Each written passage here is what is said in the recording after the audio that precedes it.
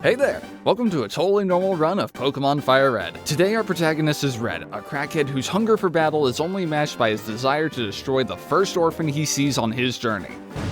Unfortunately, this must wait as Professor Oak drags us kicking and screaming to his lab, so I restart the game and try again. That fails, and it's here we meet Blue, a fellow crackhead whose desire to smell me is only matched by Joe Biden's desire to smell young women. After picking the best starter, Charmander, Blue threatens to smell me, so I battle him and yell at Charmander to scratch him until I win. Next we go to Viridian City, where Professor Oak's parcel is. Unfortunately, I don't feel like doing that, so I go left of Viridian City just to be stopped by a guard.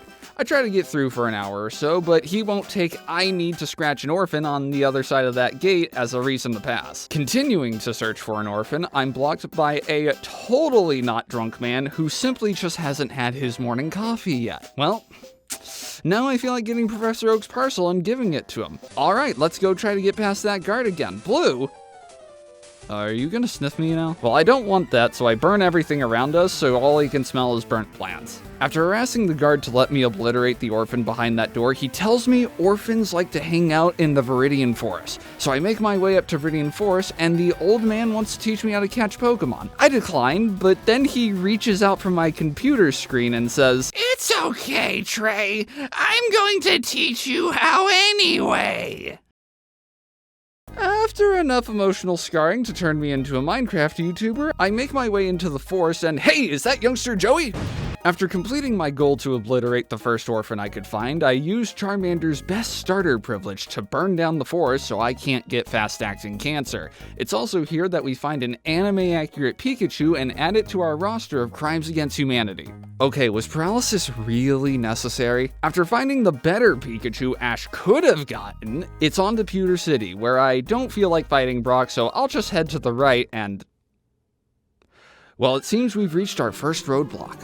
This man's laser-focused concentration to prevent me from passing, and after 6 real-world days of trying to get past, I decide that it would just be faster to fight Brock with a Pikachu and Charmander. But that's dumb, so I evolve Charmander at level 16 and brute force my way through. Back to that security guard.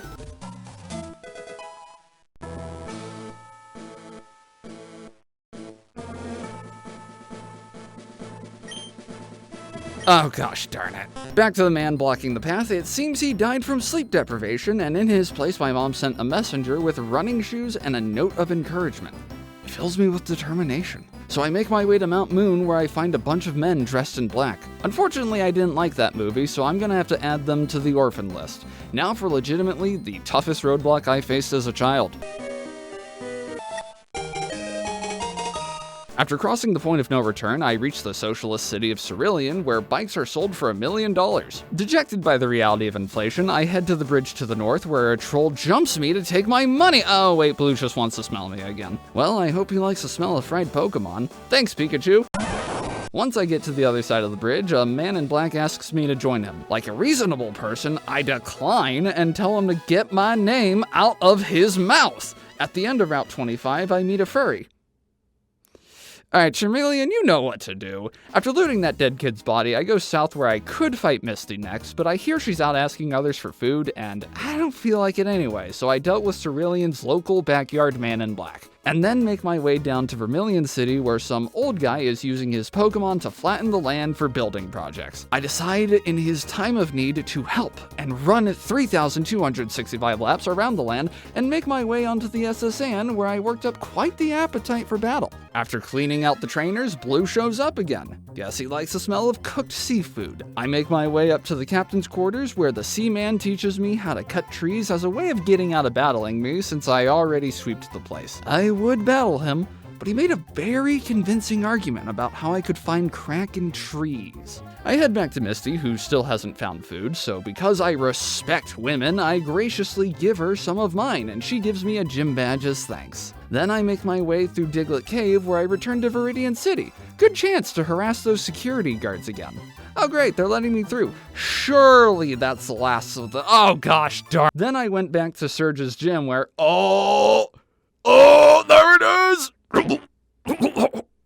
That old fart lied to me, and I can't even do anything about it because that ship left! At the door to Surge's gym, I could fight him, however I hear he's at war with orphans, so I'll leave him to continue doing God's work. With that, I made my way to Rock Tunnel. It's pretty dark in here. Thankfully, I know the ancient technique of dragging my left hand against the wall until I get to the other side. Now we're in Lavender Town, where as a small child I was so scared of the song that played here that I spent as little time as humanly possible in the town as I could. Oh. Well, I guess I was right to be scared. Well, then I evolved Charmeleon into Charizard and headed into Pokemon Tower where a ghost wants to sniff me. Wait, that's Blue. After giving him a few more reasons to visit this tower, I then make my way to the left of Lavender Town where I fight the most enthusiastic crowd of people wanting to battle, which I happily oblige, and then adopt a puppy before arriving in Celadon City. I could battle the gym leader Erica right now. Unfortunately, I hear Erica is sexist, and we don't do that here, so I call upon my good friend Snorlax and block Cycling Road while engaging in our favorite hobby.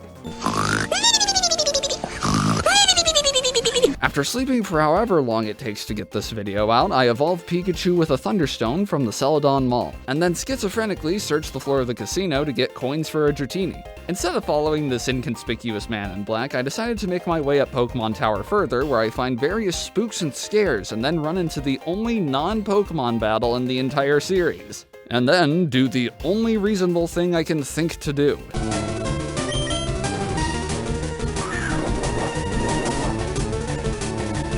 Well, I lost all my Pokeballs. Hold on, let me find a Master Ball. Then somehow I wandered into the basement of the casino, which is full of more men in black. I didn't like the sequel either, so I made sure the no-go zone is ready and get to work. When I get to the end of the basement, I meet Giovanni, who... And that's how I returned those guys' lost dog. I decided to head back to Pokemon Tower, and this time instead of catching the ghost, to instead just walk through it, and then I aggressively borrowed crack from the old guy at the top of the tower. Now would be a good time to fight Erica, but I'm still not feeling it, so after asking Snorlax to join my team, I do the only reasonable thing and join a biker gang. So it turns out I forgot to get the bike from Cerulean City, so after blazing through Saffron City, yeah, I can go here now too, I get the bike and then head back to join a biker gang. At the end of Cycling Road, I reach Fuchsia City. This is a pretty easy chance to fight Koga, but since he's a ninja, I can't seem to find him. So I head into the Safari Zone because someone said it was a game and games imply battles. After completely crushing everyone in this game, because of course I did, I got the reward and a Rhyhorn. Then left to right of Fuchsia City to ask if they knew where Koga is. Unfortunately, no one knew anything, so I decided to cut all of the grass in Vermilion City. Anyway, I headed to Saffron City and then Silph, where I found even more men in black. Let's just be clear, I didn't like any of these movies, so I cleaned out these suckers and ran into Joe Biden sniffing some woman's hair. Wait, that's just Blue. Do you just hang out in buildings, forcefully taken over, sniffing people often? Actually, don't answer that. Making it to the top floor, I meet Giovanni again. Hey, hope your dog's doing well. He wanted to have a friendly battle, so I obliged, and when he left, I got a Master Ball. So there's only one thing to do. After schizophrenically searching Pokemon Tower for that ghost for 2 weeks and 3/4, I asked the front desk to call me if they see it hanging around again. Wait a minute, I don't have a phone. Heading back to Fuchsia City, I shouted very loudly for Koga to battle me, and he called me a crackhead for making a scene and then brought me to the gym. Then I headed back home to not visit my mother, but to instead go surfing, wipe out, and then wake up on Cinnabar Island. Time to fight Blaine. I said, time to fight Blaine. The one time! After camping outside his gym for a month and becoming Cinnabar's resident homeless man, I assume he must be on vacation from his tropical island, so I get lost in the local mansion where I'm pretty sure God was created, and then go back to his gym to try again. Wait, what do you mean it was push not pull all along? I would tell you about this fight, but Blaine kinda just gets excited after I finally came in after a month and just gives me the gym badge and passes out. Oh yeah, this is how Rhyhorn evolves too. Once I leave the gym... Wait a second. Aren't you that furry? So long story short, the furry wants me to save an orphan. I don't know what demon possessed him to think that was a good idea, but I won't complain. After I settled down another one of my chapters, I head into the forest where a Hypno was trying to save an orphan from me. Now I head back to Viridian City to challenge that gym where I kept tripping and... Oh, not this again. I went back to the guard to see if he had any more sagely advice. Apparently being a crackhead isn't enough to get past a guard who just won't have it. I actually have to get the rest of the gym badges. Why didn't you say so sooner? But I'll only get the rest of them in the reverse order.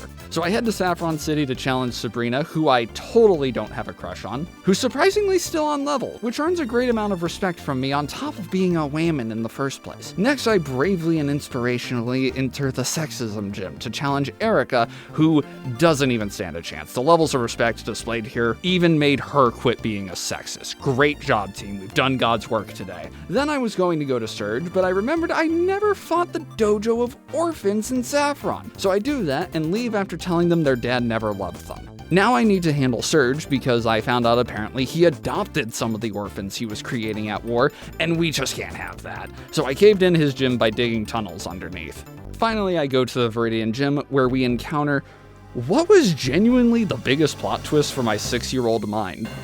Hey, how you doing, man? Oh my gosh, your dog had puppies? Congratulations! After obtaining the last gym badge, a criminal returns to the scene of the crime to sniff me again. But this video's long enough, so I just run past and Blue gets stuck at the first gate with no gym badges. After an eternity of searching for a rumored flaming chicken on Victory Road, I finally make it to the Indigo Plateau. However, I didn't finish grinding, so after an eternity of that, I challenged the first Elite Four member, a girl boss who's about 15 years too early to be entitled on Twitter. Unfortunately, she couldn't quite handle my aura of respecting women, and went to 4chan to complain. Then we challenge Bruno, who I praise for abandoning those orphans at the Saffron Dojo. He lets me through, recognizing that I'm a true master of virtue and skill. Now I face Agatha, who actually wants to battle. Too bad she forgot this game uses Gen 3 rules, so her ghost types suck, and I walk through her like the last ghost encounter. Finally, we reach Lance, who plot twist reveals that he uses Dragon Pokemon, a type literally no other trainer in the game has, and boasts about how incredible they are. Man, it's a good thing I have one of those myself. Having deflated his pride over being the only dragon trainer in the game, he reveals the other genuinely biggest plot twist of my 6-year-old mind. Blue became champion first. Man, so I guess you really are faster than every other speedrunner, huh? Thankfully, my entire team is equipped to deal with Blue. Raichu burns everything. Snorlax burps constantly. Lapras smells like fish. Rhydon's armor is made of hardened mud. Do you even understand how bad your breath would smell if you breathed fire? And Dragonite... Well, with Blue's nose absolutely obliterated, Professor Oak registers me in the Hall of Fame, and that's where our journey ends. Thank you for watching this video. If you enjoyed, I'd appreciate it if you liked, commented, subscribed, and maybe shared this with a friend. Maybe we'll see each other again on the next adventure. But until then, see ya! Wait, what do you mean I forgot about the legendary birds in postgame?